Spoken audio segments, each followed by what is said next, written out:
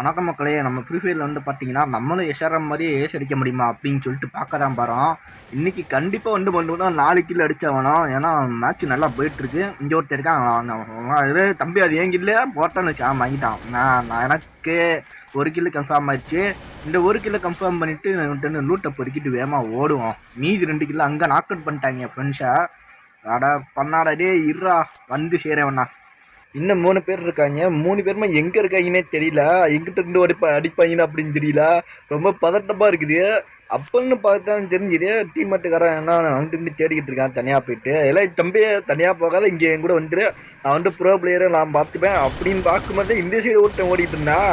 அவன் கில்லு கன்ஃபார்மு 2 கில்லு. அப்போ தான் பார்த்தேன் டீம்மேட்டுக்காரன் இன்னொருத்தனை அப்படியே நாக் அவுட் பண்ணிட்டான். இங்கிட்ட ஒருத்தன் ஓடி வந்துட்டுனா நான் மண்டையில் போட்டு முடிச்சு விட்டேன். ஏஸ் அடிக்கலான்னு தான் பார்த்தேன். ஆனால் இந்த பன்னாட பையன் கூட இருந்ததால் என்னால் ஏஸ் அடிக்க முடியல.